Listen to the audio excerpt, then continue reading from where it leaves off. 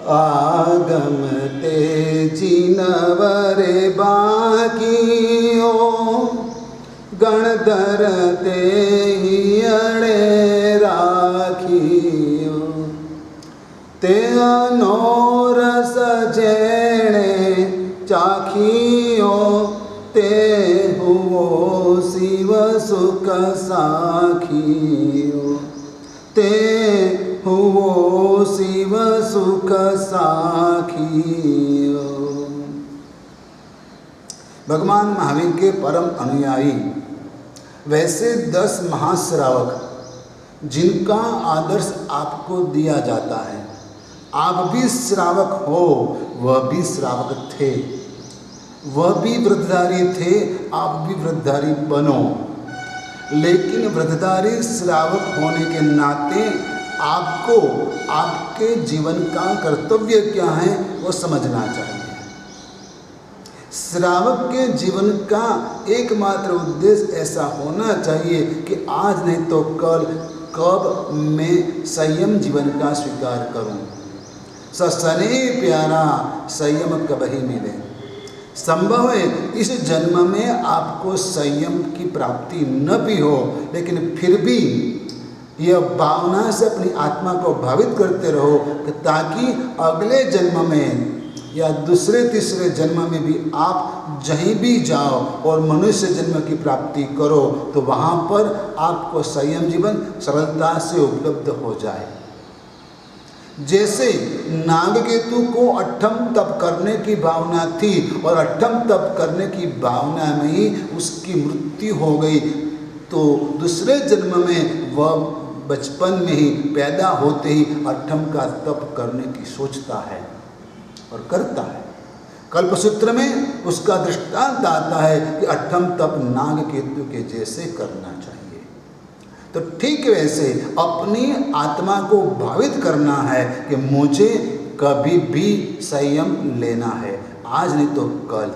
मतलब यह है कि साइंस भी कहता है, साइकोलॉजी भी कहती है कि आपको जैसा होना है वैसा सोचो, आपको जैसा बनना है वैसा सोचो। आप आपके जीवन का फ्यूचर प्लानिंग करो और फ्यूचर प्लानिंग करेंगे तो ठीक आपका जीवन वैसा ही बनेगा।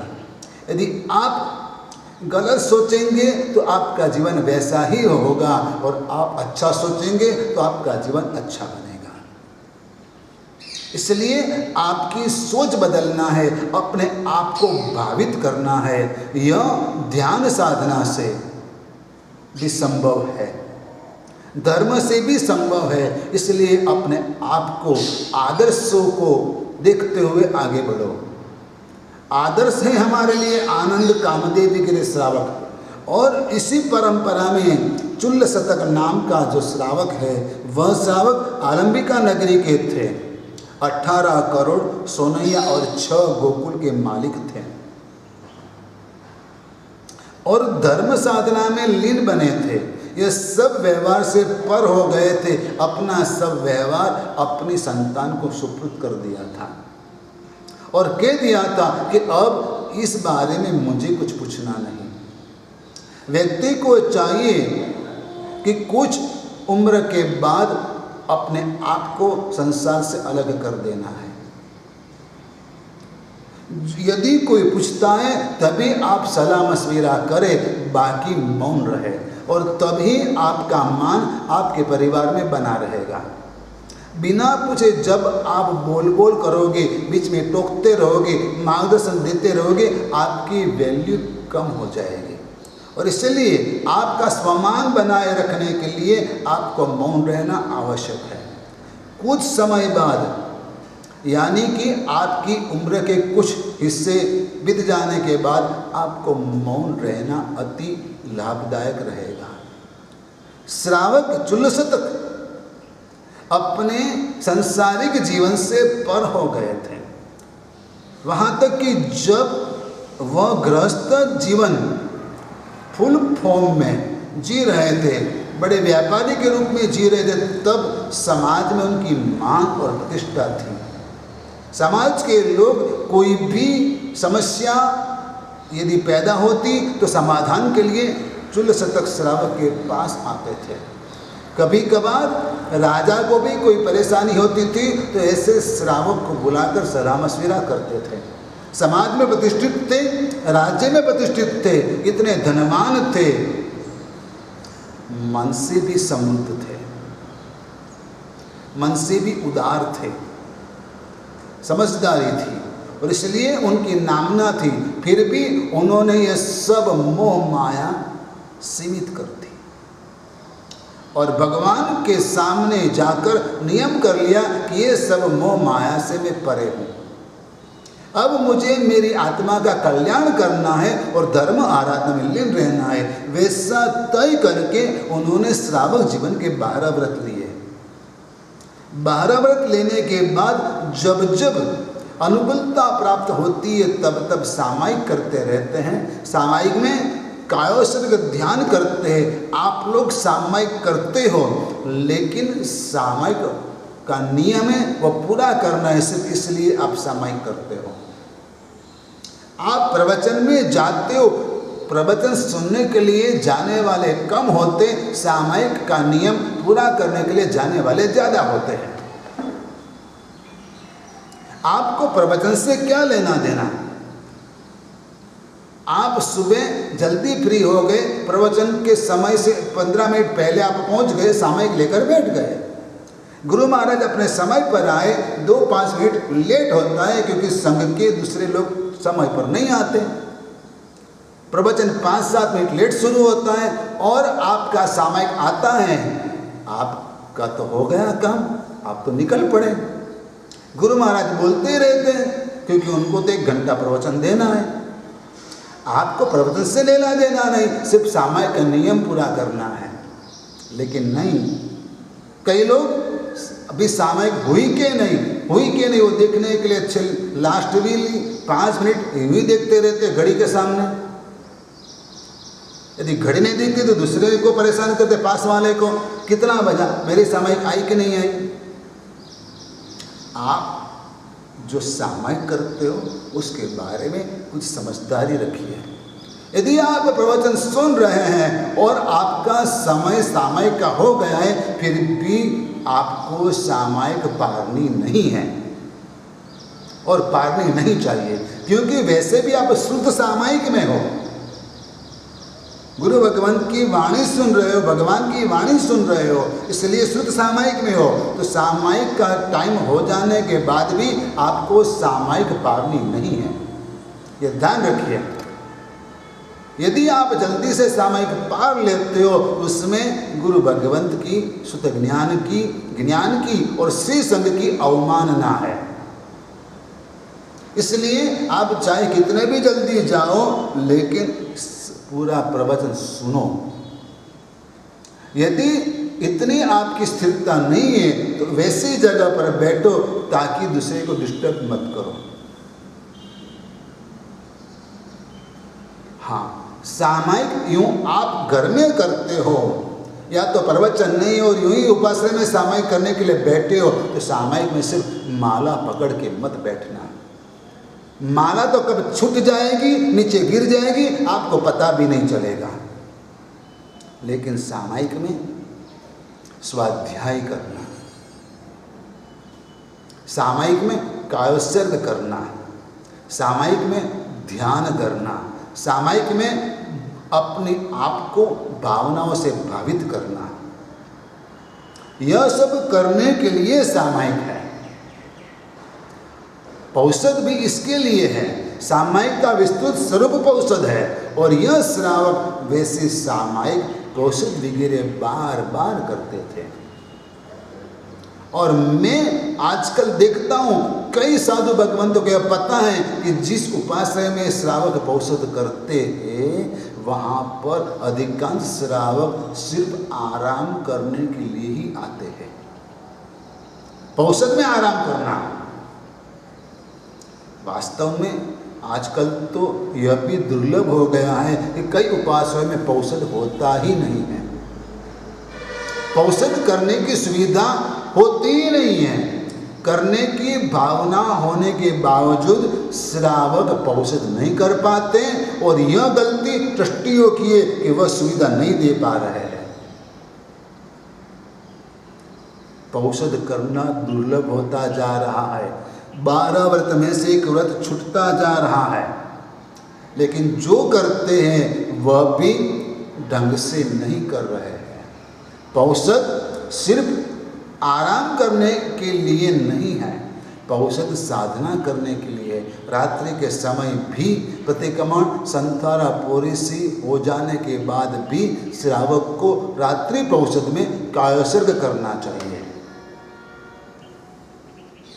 और यह श्रावक वैसी धर्म आराधना कर रहे थे। और जो धर्म करता है, सत्य की राह पर चलता है, उसकी परीक्षा होती है। परीक्षा सोने की होती है, स्वर्ण की होती है, गोल्ड की होती है। परीक्षा कोलसे की नहीं होती।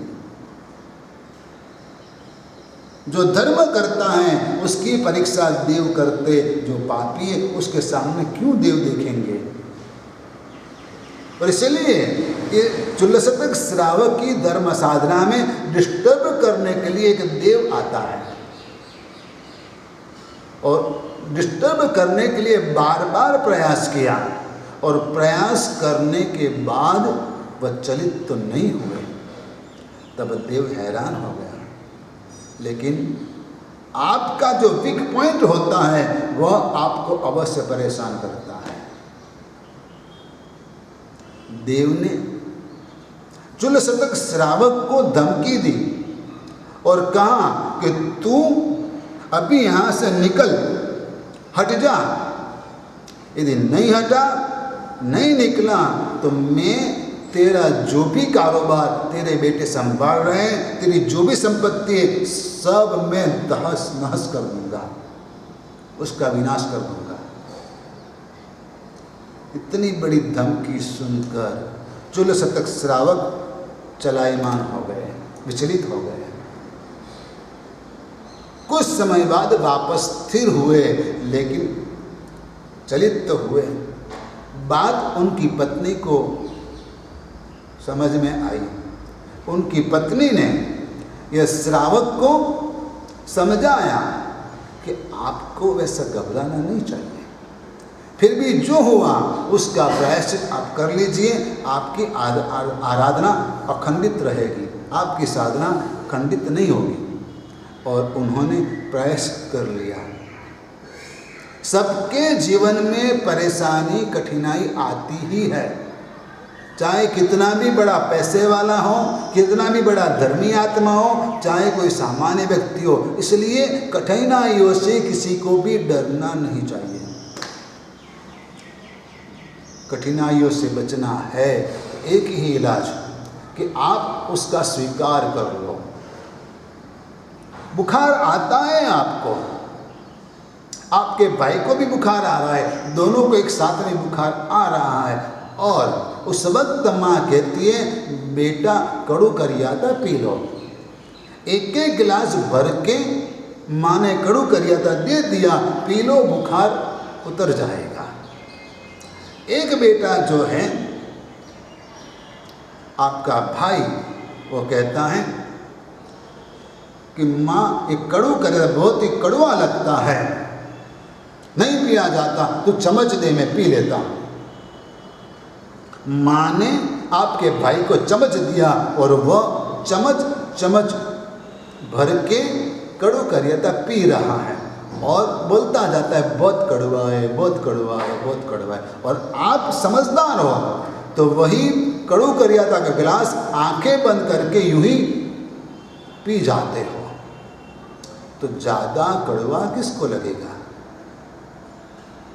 जो रो रो के पी रहा है उसको ज़्यादा कड़वा लगेगा, जो आग बंद करके पी जाता है उसको कम कड़वा लगेगा। झेलना तो दुख दोनों को है, करियाता कड़ू करियाता दोनों को पीना है, लेकिन एक रो रो के पीता है, दूसरा स्वीकार कर लेता है, आंखें बंद करके पी जाता है। आप किस रूप से कैसे दुख को स्वीकार करते हो, परेशानियों का स्वीकार करते हो, वही सबसे बड़ी महत्वपूर्ण बात है। धर्म आपको यह समझाता है कि आप जीवन में जो भी घटना घटित होवे उसका सरलता से स्वीकार कर लो, प्रतिकार मत करो, उससे विचलित मत बनो। कुंडकौलिक श्रावक कांपीलपुर के थे और कांपीलपुर के एक श्रावक के पास 3 करोड़ सोनैया थे और एक गोकुल था, दूसरी की अपेक्षा से कम था, लेकिन उसको कोई असंतोष नहीं था, लेकिन मन से बहुत ही मक्कम थे। उनके सामने देव की कोई भी बात नहीं चली, कष्ट देने वाली बात उससे कोई असर करने वाली नहीं हुई।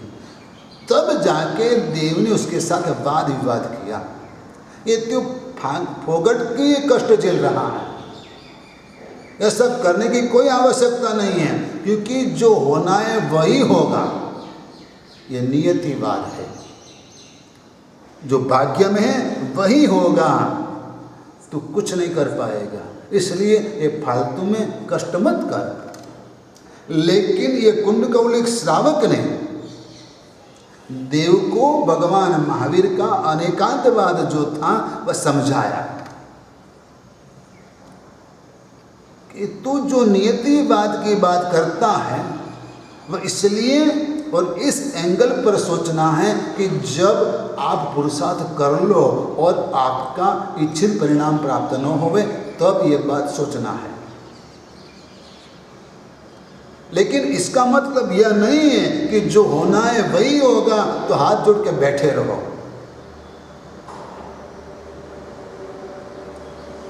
कभी आप वैसा नहीं करते, मेरे नसीब में होगा तो खाना मिलेगा, क्यों कमाने के लिए बाजार में जाते हो? मेरे नसीब में होगा तो खाना मिलेगा। हाँ, आपके नसीब में है तो आपकी पत्नी बनाकर खाना देती है, लेकिन आखिरकार वह खाना आपको अपने आप ही मुंह में रखना पड़ता है। यदि आपके ऊपर बहुत प्यार होगा तो कोई मुंह में भी रख देगा, लेकिन एक आध बार, रोज रोज नहीं। लेकिन चबाना तो अपने आप पड़ेगा, इतना तो पुरुषार्थ आपको करना ही पड़ेगा। यदि कोई सिरा जैसी चीज बनाकर दे देवे, मुंह में रख भी देवे और चबाने की कोई आवश्यकता न रहे तो उतारना तो अपने आप को पड़ेगा। पुरुषार्थ के बिना कुछ नहीं होता। पुरुषार्थ भी जरूरी है और नियति भी जरूरी है। नियति इसलिए कि ताकि आप निराश न हो, हताश न हो, डिप्रेस न हो, इसलिए नियति की बात सोचना है। लेकिन पहले से सोचकर यूं ही बैठे रहना वह उचित नहीं है। भगवान महावीर का यह अनेकांतवाद जो था वह उन्होंने देव को समझाया, देव भी संतुष्ट हो गया और अपने आप अपने स्थान पर चला गया। जब आपका आत्मबल मजबूत होता है तब कोई भी देव आपको कुछ नहीं कर सकता, चाहे आप उसे भूत कहो या पिशाच कहो या पीर कहो, चाहे कुछ भी कहो, लेकिन कोई भी व्यक्ति, ऐसा कोई भी तत्व आपको तब तक विचलित नहीं कर पाएगा जब तक आप मन से मक्कम हो। ये जो मानते हैं भूत प्रेत वगैरह की बातें कि उससे अपना खराब हो रहा है, तो यह आपके मन की कमजोरी है। और इसलिए इलाज मन की कमजोरी का कीजिए, उसको मिटाने का कीजिए, आपके मन को मक्कम रखने का कीजिए। जिसका मन मक्कम रहता है उसके सामने देव भी झुक जाते हैं। देवाभितम नम संति दस दम्य सयामणो। 10वें कालिक सूत्र में स्वयं श्री महाराज ने ये प्रॉमिस दे दिया कि जिसके मन के अंदर धर्म के प्रति श्रद्धा है, अहिंसा, संयम और तप भी धर्म के प्रति जिसको श्रद्धा है, उसको देव भी नमस्कार करते हैं। इसलिए आप ऐसी बातों में मत आना। किसी को माता आती है, किसी को ये आता है, किसी को वो आता है, सब गलत बातें हैं। कुछ नहीं होता है, वो लोगों को कोई पूछता नहीं है, इसलिए सब स्टंट करते, नाटक करते हैं, ड्रामा करते हैं। कोई पूछने वाला नहीं है घर में, समाज में, इसलिए सब कहते हैं कि मुझे माता जी आती है, मुझे वो आता है, मुझे वो आता है। कई लोगों के लिए यह सभी चीजें रोजी रोटी की सामग्री हो गई है। नहीं, साधु होते हुए भी हम इस बात को स्पष्ट करते कि ऐसी बातों में कभी भी उलझना मत। एक में अरिहंत परमात्मा के प्रति, कर्म सिद्धांत के प्रति आस्था रखना। सद्दाल पुत्र पुलासपुर का वतनी था और गोशालक का अनुयायी था। 3 करोड़ सोनैया का मालिक था और एक गोकुल था। जात से कुम्हार था और मिट्टी के बर्तन बनाता था और बहुत बड़ा उसका कारोबार था। 500 कुम्हार शालाएं उसकी थी। इतना बड़ा कारोबार होते हुए भी वह भगवान महावीर के पास आया। वह भी नियतिवाद को मानने वाला था। गोशालक उसका उपदेशक था, लेकिन भगवान महावीर के पास आया, भगवान का प्रवचन सुना, जिन वाणी का श्रवण किया उसको भगवान की बात समझ में आ गई। भगवान ने सद्दाल पुत्र को कहा, हे सद्दाल पुत्र, तू मिट्टी के बर्तन बनाता है। यदि कोई बच्चा, कोई व्यक्ति तेरे सारे बर्तन फोड़ देवे तो तू क्या करेगा? सद्दाल पुत्र उत्तर देने से घबरा गया, लेकिन फिर भी जो सच था वह उसने कह दिया कि भगवंत, यह इतने सारे बर्तन बनाने में मैंने बहुत प्रयास किया है, मेरे नौकरों ने बहुत प्रयत्न किया है और तब जाके बर्तन बने हैं, मुफ्त में नहीं बने, बहुत मेहनत लगी है। मिट्टी लाए, मिट्टी भिगी की और इसके बाद उसका आकार किया, अग्नि में, धूप में उसको तपाया, बहुत कुछ किया, इसके बाद ऊपर कलर किया, तब जाके बर्तन वापरने योग्य बने। यदि कोई फोड़ देता है उसको तो हम उसको शिक्षा करेंगे। भगवान ने कहा, क्यों? नियति में होना था, फूट गया जाना तो फूट गया, इसमें शिक्षा क्यों करने की? नियति थी, फूट गए, आखिर फूटना ही था, अभी फूटा, पहले से फूटने बाद में फूटना था तो अभी फूटा। तो क्यों तू इतना गुस्सा करता है किसी के ऊपर? नहीं करना चाहिए। तेरे नियम से तो तुझे कुछ नहीं करना चाहिए। और तू कहता है कि बनाने में पुरुषार्थ किया, मेहनत की, मैंने की, मेरे नौकरों ने की, तो तेरा नियतिवाद कहाँ गया?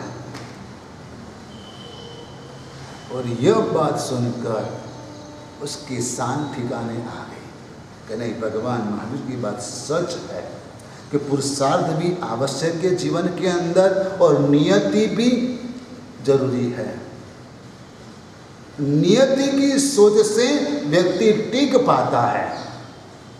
जैसे कि कोई युवक को कोई युवती से प्यार हो गया, उसने बहुत प्रयत्न किया, प्रयास किया और कुछ समय तक उनका ट्रेनिंग चला, लेकिन किसी वजह से दोनों के बीच में ब्रेकअप हो गया।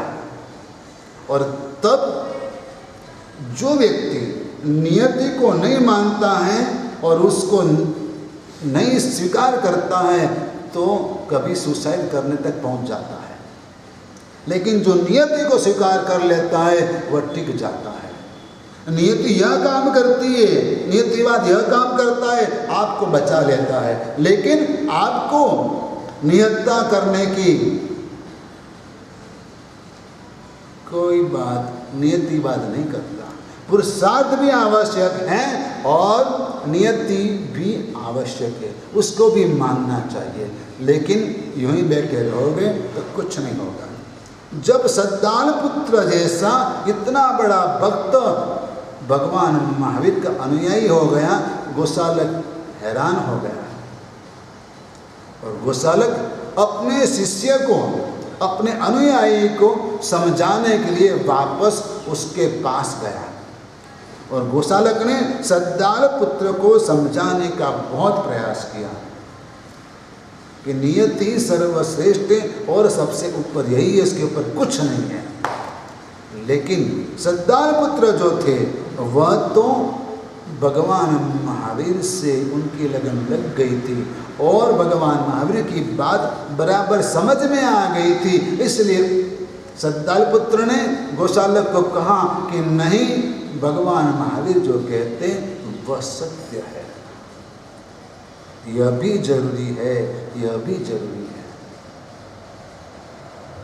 यदि एक बैलगाड़ी चलानी है तो बैलगाड़ी चलाने के लिए 2 चक्र चाहिए ही चाहिए। एक चक्र से बैलगाड़ी कभी चलती नहीं है। इस रूप से इस संसार में रहना है तो पुरुषार्थ भी आवश्यक है और नियति भी आवश्यक है। इसलिए अब आपकी बात मुझे समझाने का प्रयास मत कीजिए। गोसालक आखिर निराश होकर सद्दाल पुत्र के घर से निकल गया और सद्दाल पुत्र अपने आप भगवान महावीर के हाथों से जो व्रत लिए थे उसका पालन करते हुए आराधना में लीन होने लगे। और उनके जीवन में भी जब आराधना साधना करते थे तब देव ने उपसर्ग किया, लेकिन उस उपसर्ग में भी वह स्थिर रहे, जरा भी विचलित नहीं हुए। वैसे ही महाशतक नाम के श्रावक थे जो राजगृह में रहते थे और 24 करोड़ सोने के मालिक, 8 गोकुल उनके अंडर में। लेकिन और एक बात, उनकी 13 पत्नियां थीं और उनकी एक रेवती नाम की पत्नी अपने मायके से 8 करोड़ सोनैया लेकर आई थी। वह स्त्री रेवती भोग विलास में अंध थी और वहां तक कि अपने पति का भी कुछ सुनती नहीं थी। इतनी गिरी हुई थी कि मांस मदिरा का सेवन भी करने लगी थी और उसने एक एक करके अपनी दूसरी जो 12 सौतन थी उनको खत्म कर दी थी, मार डाली थी। वो ऐसा सोचती थी कि ये सब मेरे भोग विलास में बीच में आती है, हिस्सेदार है और ये लोगों की वजह से, ये 12 की वजह से मेरे पति मेरे सामने अटेंशन नहीं दे रहे हैं।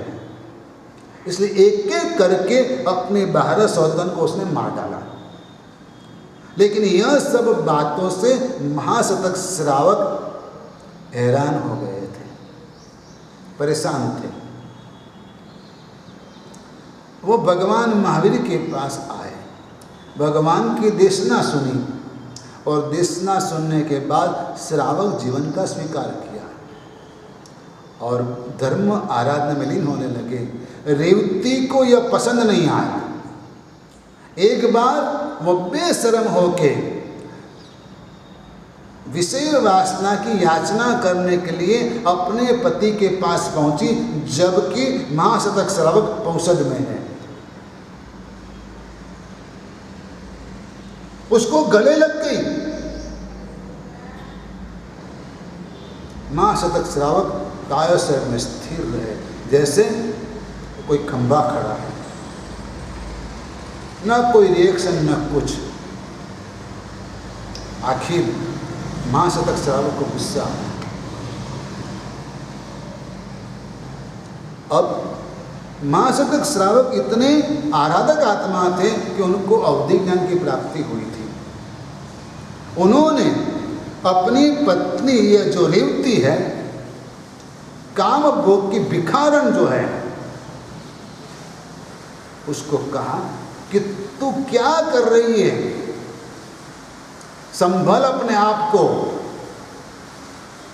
तू मर के नरक में जाएगी। अवधि ज्ञान से देखा था कि उसकी अगली जन्म क्या होगी, तो बोल दिया श्रावक को, जिसको व्रत का पालन करना है उसको ऐसा सत्य भी नहीं बोलना चाहिए जो सत्य दूसरे को परेशान करने वाला है। कटु सत्य बोलना वह भी असत्य के बराबर है। महाशतक श्रावक को यह बात समझ में आई। दूसरे दिन उसने इस बात का प्रायश्चित किया कि मैंने ऐसा बोल दिया, वह गलत था, नहीं बोलना चाहिए था। रेवती वास्तव में काम भोग में पागल होकर मर गई और आखिर नरक में ही गई, लेकिन बोलना नहीं चाहिए। आप जो भी जानते हो सब कुछ बोल नहीं पाते हो और बोलना नहीं चाहिए। इस आगम ग्रंथ के अंदर श्रावक जीवन के 12 व्रत जो मैंने कल आपको बताए वह और उनके अतिचार के बारे में बहुत कुछ विस्तार से बताया है। नंदिनी पिता और तेतली पिता नाम के 2 श्रावक, दोनों के पास 12-12 करोड़ सोनैया थे और दोनों के पास 4-4 गोकुल थे। यह दोनों के पास साधना जीवन में कोई भी देव परेशान करने के लिए नहीं आया। उनके जीवन में धर्म साधना के काल में एक भी उपसर्ग उनके जीवन में नहीं आया और यह सभी श्रावकों ने अपने जीवन में 11 प्रतिमा का पालन किया था। श्रावक जीवन की 11 प्रतिमा का पालन किया था। प्रतिमा यानी कोई मूर्ति नहीं, यहाँ पर वो मतलब नहीं है। प्रतिमा माने विशिष्ट रूप की साधना श्रावक जीवन की, और इस बारे में यह 11 प्रतिमा क्या है उसके बारे में मैं आपको आगे के आगम ग्रंथ में बताऊंगा। इसमें डिटेल आएगी कि इसमें क्या होता है और किस रूप से उस आपको यह व्रतों की साधना और आराधना करनी चाहिए। 11 व्रत, यह 11 प्रतिमा, श्रावक के जो 12 व्रत हैं उसका ही विशिष्ट रूप है और यह आराधना साधना, यह परिमा की साधना जो आत्मा करती है वह जल्द से जल्द मोक्ष के प्रति प्रयाण करती है और आप भी वहाँ तक पहुँचो, यही मंगल कामना करते हुए आशीर्वाद देता हूँ। धर्मलाभ आशीर्वाद।